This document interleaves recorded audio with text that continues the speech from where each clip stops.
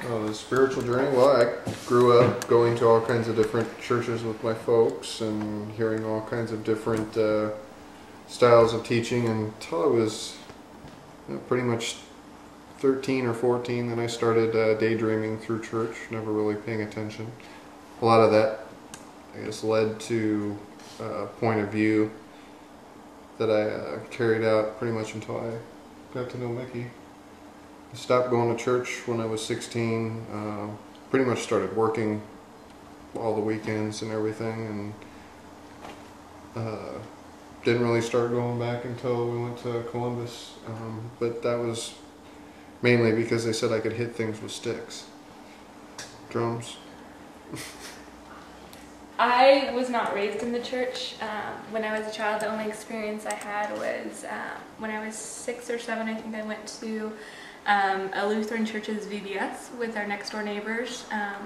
There was 4 boys who lived next door, and they had one of them was my age, so they invited us and we went, and I was told the basics of Christianity, you know, that Jesus was God's son and that he died for us, and that was about it. And through my entire life it was kind of there in the back of my mind as a truth, but I didn't understand how it actually related to my life and how it was even relevant. As I grew up, and especially in my teenage years, I started to search. I know it's cliche, but I'm one of those people that just had this hole. Something was not there that needed to be. And it wasn't love, because my parents loved me immensely and so unconditionally, because even though I did really horrible things, they still loved me and would never tell me otherwise. But there was something there, and I tried to fill it with whatever I could. As a teenager, I made a lot of bad decisions. I hung out with the wrong crowd. I drank a lot. I did a lot of drugs. I wasn't happy with where I was in my life. I wasn't happy with what the decisions had led to, and I was afraid of disappointing my parents. And a lot of just inner turmoil that was just really overwhelming for a 16-year-old. Excuse me.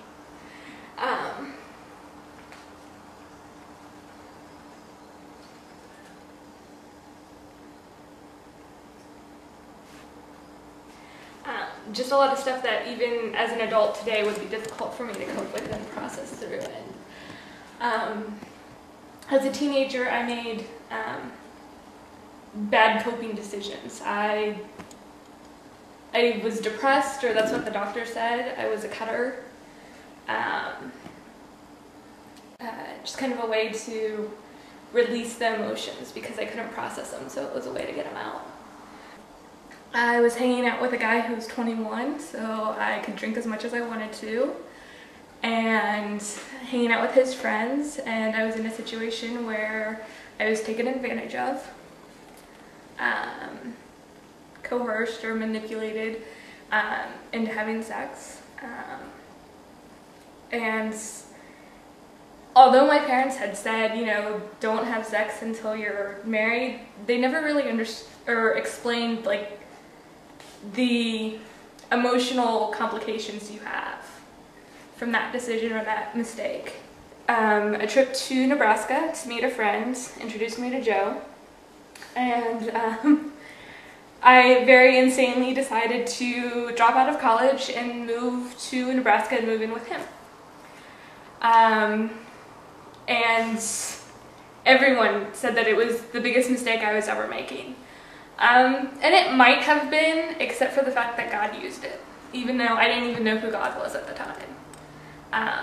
We decided to get married, and my parents came out for my birthday, and we'd been going to church with his parents. But so we went to church, and it was the first time that my dad had been in a church in probably 25 years.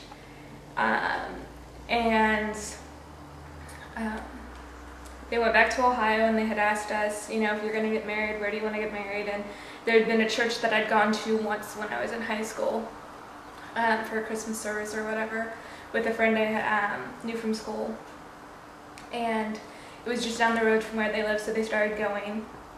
And by that November, they were baptized, and by that December, I was baptized. So this big mistake that everyone called it, me moving to Nebraska, ended up resulting in the three of us being saved. And at the time, I knew what I was doing when I was baptized, and the reason behind it and everything, but it was a head thing. I knew it in my mind, but I didn't really understand it in my heart. And for the next 5 years, I tried walking in my faith, and I tried understanding what I needed to and being this Christian, whatever that was, which I really didn't know. I thought I had to be this really great person that was perfect all the time, and I wasn't that. And I wasn't going to be that. It wasn't possible, because I'm insanely emotional, and you can't really be emotional and be perfect. About a month and a half after moving to Columbus, I'd been going to church with my parents at the church we were married at, and they had this mission event. It was called Help Build Hope. It was Crossroads Missions comes to a church, and they have all this wood, and you build walls that become a house, and then they go to a Habitat for Humanity. And I'd never done construction. I'd never held a hammer. My dad is in construction, and anytime anything needed to be done, if we were going to help him, we gave him the tool he needed. We didn't actually get to learn how to do it. My parents were really excited about it, so I went ahead and made the decision. I'm like, okay, I have no idea what I'm going to do, but I'll go help. And like God, that would be probably the moment that God grabbed a hold of my heart.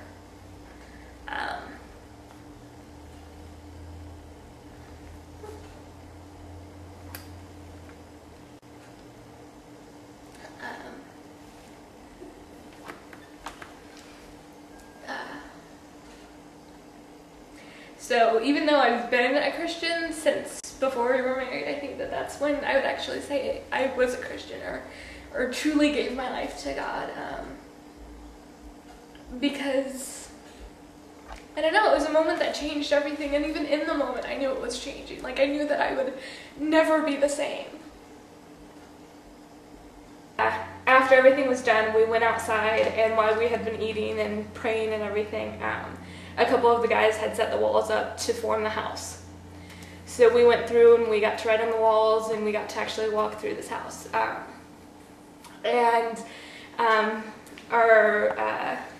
missions minister is also our worship minister, and he brought his guitar out, and we started singing How Great Is Our God.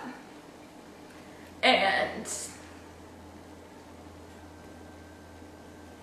just the community of the moment, and just being surrounded by all these people that had worked together to build this house in one day, and being in it and everything,